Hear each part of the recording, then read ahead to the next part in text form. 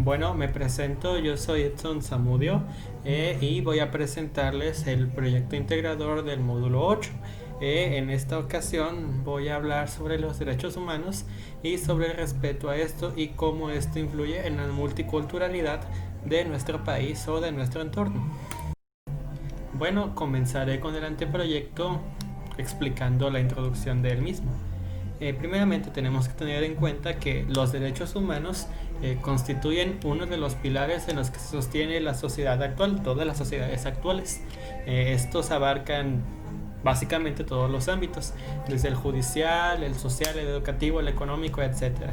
Entonces, nosotros esperamos que se garantice una calidad de vida y pues esperamos también tener una vida relativamente tranquila si se respetan estos derechos. Sin embargo, la diversidad cultural y el respeto a la multiculturalidad, dependen totalmente del respeto y el cumplimiento de los derechos humanos. Si no se respetan adecuadamente los derechos primordiales, no se puede llevar a cabo la diversidad de una cultura debido a esto. Bueno, teniendo en cuenta ya la introducción, vamos a pasar a explicar lo que es el objetivo de estudio. Principalmente en mi contexto, las implicaciones de este tema decaen en las limitaciones o las ventajas que nosotros podemos obtener cuando estos derechos se utilizan de forma incorrecta. Como sabemos, los derechos son todas aquellas libertades y obligaciones que todos nosotros tenemos por el simple hecho de ser humanos. Sin embargo, muchas veces ciertos grupos sociales se privan de estos. Por ejemplo, la clase media tiene menos derechos, por así decirlo, que la clase superior. Esto genera que ciertos grupos de la sociedad se vean beneficiados, mientras que otros se vean perjudicados. Y más allá de esto, las afectaciones que yo he visto en mi contexto llegan hasta el punto socioemocional o psicológico, pues que tal vez estas implicaciones generan en algunos de nosotros, y pues sabemos que todo esto conduce a problemas un poco más serios que ya son difíciles de tratar. Ahora que sabemos cuál es nuestro objetivo de estudio, tenemos que plantear un problema, el cual es el siguiente apartado. El problema que se busca o que voy a buscar abordar en este proyecto es el respeto, pero también la fomentación a los derechos humanos y a la diversidad cultural, a la multiculturalidad en mi comunidad. Como ya he mencionado en otros ensayos y en otros proyectos de módulos anteriores, los mecanismos por los que se rige en general mi comunidad no favorecen del todo el respeto a la diversidad y a nuestros derechos humanos primordiales. Principalmente yo he visto en dos campos: en el aspecto educativo, que es favoreciendo a cierto grupo de individuos, a cierto grupo de niños jóvenes, simplemente por pertenecer a una familia. Pero también yo lo he visto en el aspecto laboral, donde yo he visto que se entregan los mejores puestos a gente generalmente sin preparación, simplemente por el motivo de pertenecer a un grupo de la sociedad en específico. En estos dos campos no se cumple lo señalado por la Constitución, así que ese sería mi problema a tratar en este proyecto. Para poder solucionar de manera correcta este problema, tenemos que tener en cuenta que debemos de tener objetivos y algunas preguntas que nos guíen por el camino. Mis objetivos van a ser principalmente tres. El primero es repasar los derechos y las obligaciones que nosotros tenemos como estudiantes. El segundo será generar estrategias para nosotros poder defender y también para poder respetar los derechos de los demás. Y el tercer punto o el tercer objetivo va a ser hacer un plan de difusión de los resultados de esta investigación que yo voy a hacer en mi comunidad. Como preguntas guiadoras, poseo 6. La primera es: ¿qué derechos nosotros poseemos los estudiantes? La segunda: ¿qué obligaciones tenemos los estudiantes? La tercera: ¿qué instituciones se encargan de proteger estos derechos?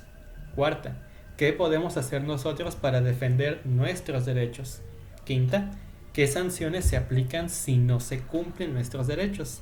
Y la última, la sexta: ¿cómo afecta a nosotros los estudiantes el incumplimiento o el cumplimiento de nuestros derechos?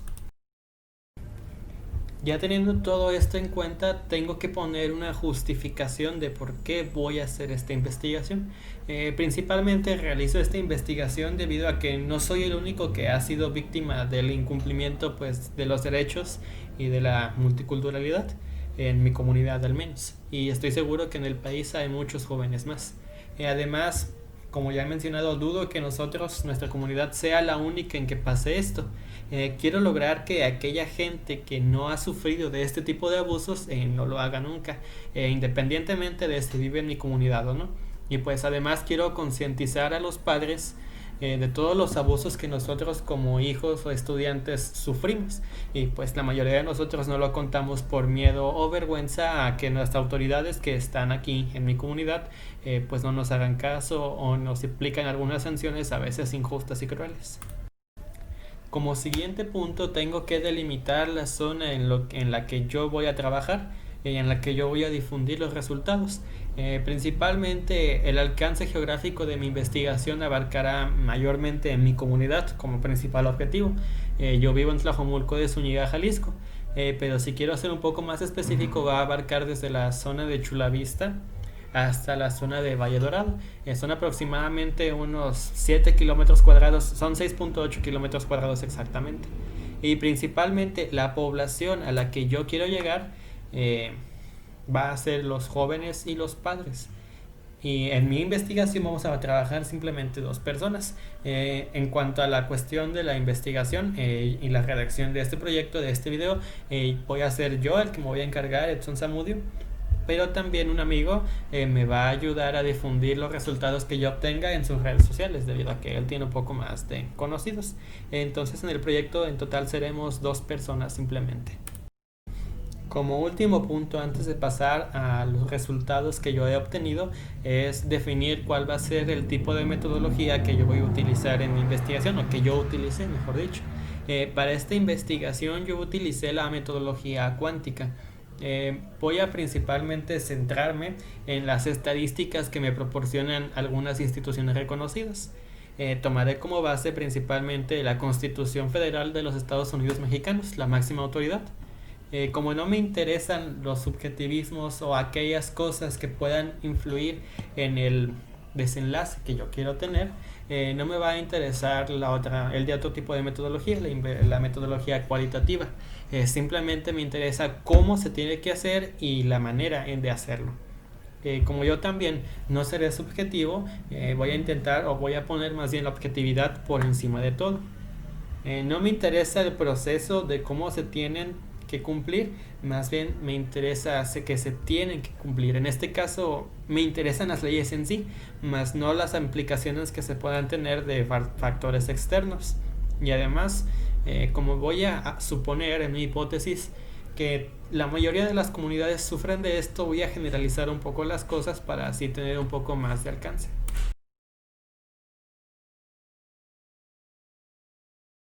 En esta investigación procuré centrarme en instituciones que nosotros pudiéramos consultar de manera rápida en nuestro país, por lo cual me he decantado por investigar en la CNDH y la UNAM, las cuales son una de las organizaciones que más protegen los derechos tal y cual como nosotros estudiantes. Primeramente me encontré un PDF el cual es propiedad del Instituto de Investigaciones Jurídicas de la UNAM, la cual es la guía de los derechos y los deberes de los estudiantes de la UNAM, aunque también podemos aplicarlos para nosotros mismos. Aquí mencionan 4 artículos que nos van a ayudar, que son 4 deberes los cuales nosotros tenemos que poner en práctica. El primer artículo, el artículo número A, nos dice que lo más importante debe ser la igualdad. El artículo número 2 del Estatuto General de la UNAM nos dice que debe de haber igualdad entre el hombre y la mujer, lo que implica que todos los estudiantes debemos gozar de los mismos derechos y todos debemos de tener las mismas obligaciones. En el año 2013 se enfatizó esta característica, la igualdad de género, a través de los lineamientos generales para la igualdad de género en la UNAM, los cuales fueron publicados el 7 de marzo de 2013 y pues nos animan, o es una normativa especializada, a aplicar este tipo de igualdad colectiva.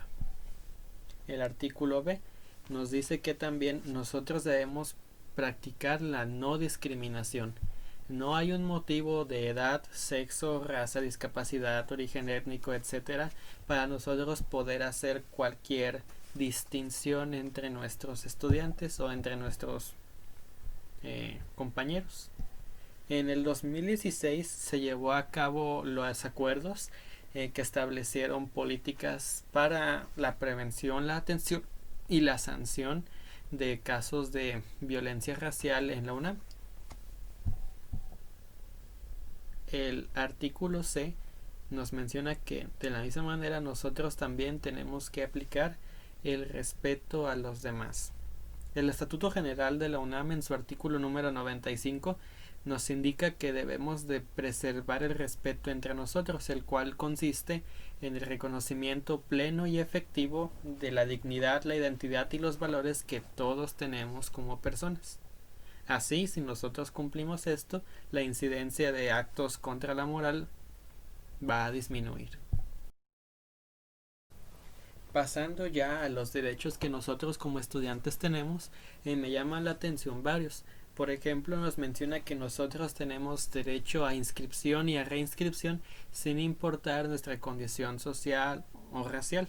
Esto apoya abiertamente la multiculturalidad porque no se hacen distinciones en quién puede ser un alumno en específico de esta escuela. Sin embargo, también nosotros podemos aplicarlo. Nos menciona también que debemos de tener derechos a ser evaluados sin importar lo que nosotros seamos. Aquí menciona, el alumno que se haya inscrito y cursado a una materia tiene el derecho de ser evaluado en términos correctos por el artículo 3 del Reglamento General de Exámenes. De la misma manera tenemos derecho a exámenes extraordinarios, a rectificar la calificación final si acaso se ha equivocado el maestro, y pues también tenemos derecho a que se revise la evaluación final. Nada puede impedir que nosotros obtengamos un certificado, un diploma, un título, etcétera, etcétera. Y todos esos méritos se corresponderán a nosotros. No serán atribuidos a ningún maestro, sino que van a ser nuestros propios méritos. Esto llama la atención porque en el contexto en el que nosotros vivimos, específicamente en la comunidad, muchas veces de estos derechos no se cumplen a cabalidad. Aunque todos tenemos ese derecho inherente a ser inscritos o a ser evaluados, la mayoría de los maestros llevan a cabo distinciones raciales, económicas, que pues en realidad afectan todo el desempeño que nosotros tenemos, igualmente las oportunidades que nosotros podemos tener. Entonces es bueno observar estos derechos que nosotros tenemos. La siguiente pregunta guiadora que yo tengo es: ¿qué instituciones apoyan o defienden estos derechos? Como ya se ha mencionado, principalmente el mayor organismo que defiende nuestros derechos como estudiantes y nuestros derechos en general como humanos es la CNDH, la Comisión Nacional de los Derechos Humanos, aunque también cada institución educativa tiene su apartado para nosotros poder reclamar o poder señalar algún error que nosotros observemos. Por ejemplo, la UNAM, como ya hemos visto, tiene sus propios mecanismos, la UDG, la UVM, el Politécnico Nacional. ¿Qué sanciones se aplican a aquellas personas que no cumplan con los derechos a manera cabal? He encontrado un comunicado de prensa perteneciente a la Comisión Nacional de los Derechos Humanos, el cual nos aclara que en un expediente de agosto de 2013 la CNDH recibió una queja de una alumna, o bueno, más bien de la madre de una alumna, a la cual habían violado sus derechos. Aquí se nos menciona que el maestro pedía una contribución innecesaria para poderles hacer un examen. Esto va en contra de lo que ya hemos visto en el documento sobre la UNAM.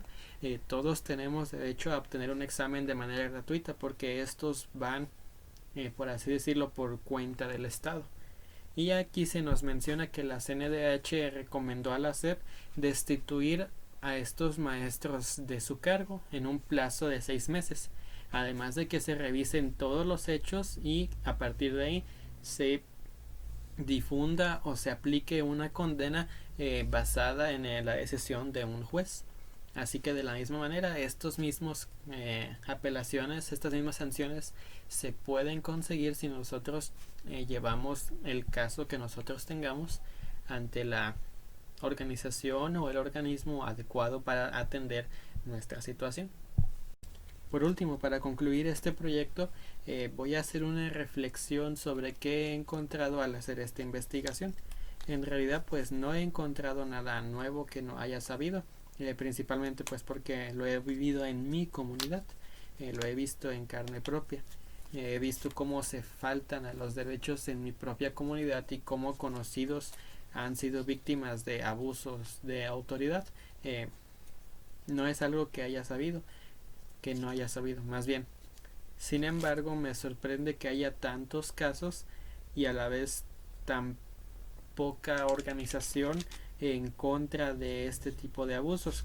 En los últimos meses con los movimientos sociales hemos visto mucho apoyo de empresas, incluso del mismo gobierno, y sin embargo en temas más importantes como los estudiantes el país no hace nada.